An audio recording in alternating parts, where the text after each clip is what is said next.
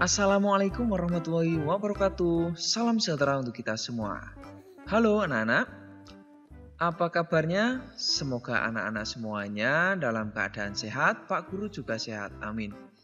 Anak-anak, hari ini kita akan melanjutkan pembelajaran kita yang masih membahas tentang cedera dalam kehidupan sehari-hari dan bagaimana cara menanganinya, ya.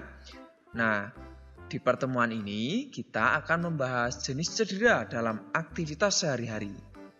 Nah, seperti biasa, ayo kita berdoa terlebih dahulu ya, agar pembelajaran kita diberi kelancaran dan manfaat untuk kita semua. Mari kita berdoa. Berdoa mulai. Selesai. Nah, anak-anak, pada pertemuan sebelumnya, anak-anak telah belajar jenis cedera apa saja yang bisa terjadi pada aktivitas fisik atau olahraga. Nah, anak-anak masih ingat tidak? Ayo, kalau masih ingat, coba sebutkan apa saja di kolom komentar. Ayo, jenis cedera yang bisa terjadi pada saat olahraga. Nah, sudah anak-anak diisi di kolom komentar?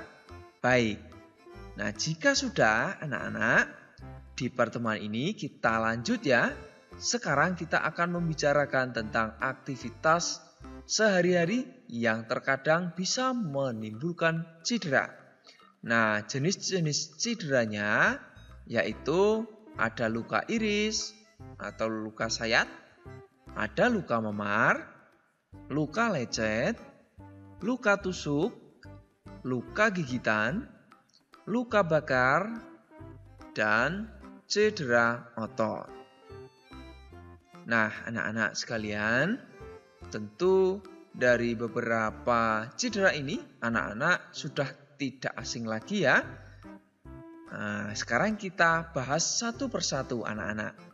Pastikan anak-anak menyimak sampai selesai ya, agar anak-anak benar-benar memahami apa yang akan Pak Guru sampaikan. Dimulai dengan luka iris atau luka sayat. Luka iris ini terjadi ketika kulit terkena benda tajam. Apa itu benda tajam? Contohnya? Ya, pintar sekali. Bisa pisau, ya, bisa parang atau golok dan sebagainya, ya.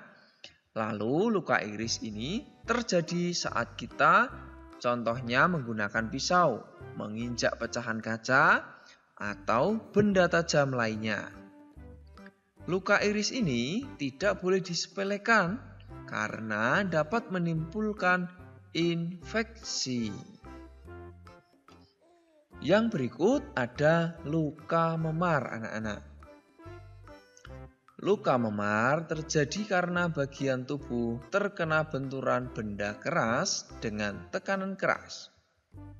Contoh luka memar yaitu luka karena terbentur meja, luka terkena pukulan, dan luka terkena tendangan. Luka memar ini ditandai dengan benjolan pada bagian tubuh yang terbentur. Kemudian muncul warna agak kebiru-biruan atau ada lebam. Selanjutnya anak-anak ada yang dinamakan luka lecet. Tentu luka lecet ini sudah tidak asing lagi ya.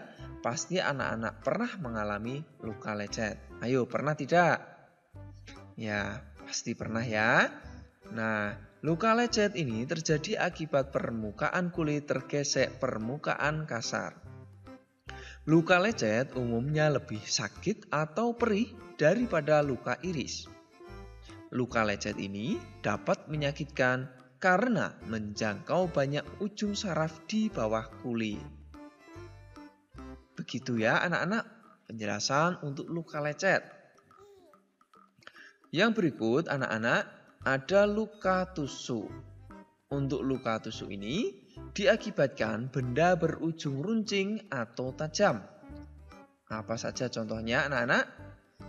Ya, Bisa garpu, gunting, obeng, anak panah, pecahan kaca, pensil, bahkan ballpoint juga. Jadi hati-hati anak-anak ya, agar kita terhindar dari luka tusuk ini. Nah, ciri dari utama luka tusuk ini dibandingkan luka akibat benda tajam lain adalah kedalaman luka melebihi panjangnya. Lalu makin runcing dan tajam ujung benda, maka luka kita akan semakin mudah untuk terjadi yang namanya luka tusuk. Berikutnya anak-anak ada luka gigitan. Untuk luka gigitan ini penting diperhatikan dalam dunia kedokteran.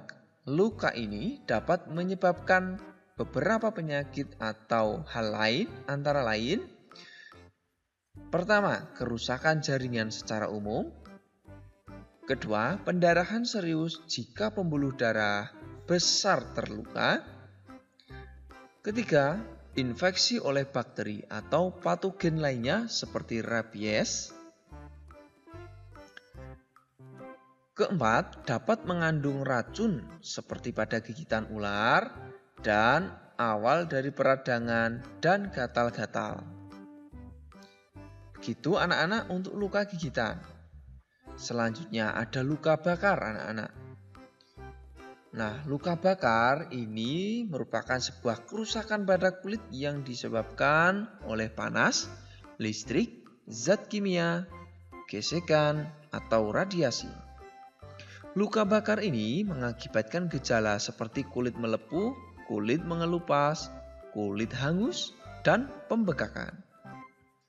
Nah, keadaan ini biasanya akan menimbulkan gelembung cairan di bawah kulit.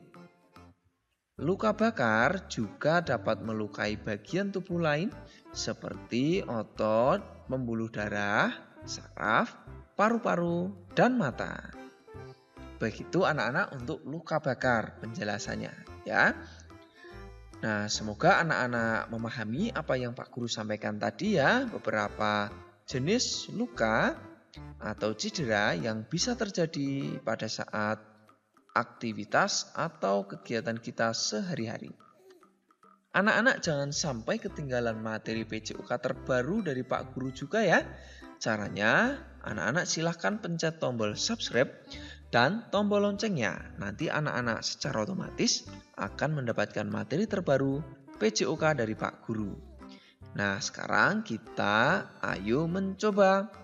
Nah, coba anak-anak jelaskan jenis cedera yang bisa terjadi pada kehidupan kita sehari-hari dan bagaimana cara agar kita bisa terhindar dari cedera tersebut.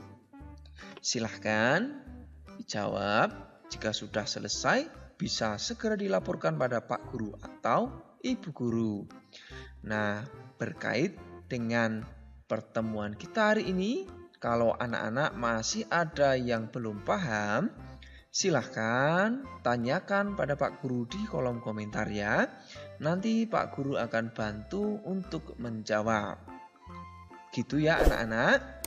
Nah, sekarang kita tutup pembelajaran kita dengan berdoa. Mari kita berdoa. Berdoa mulai.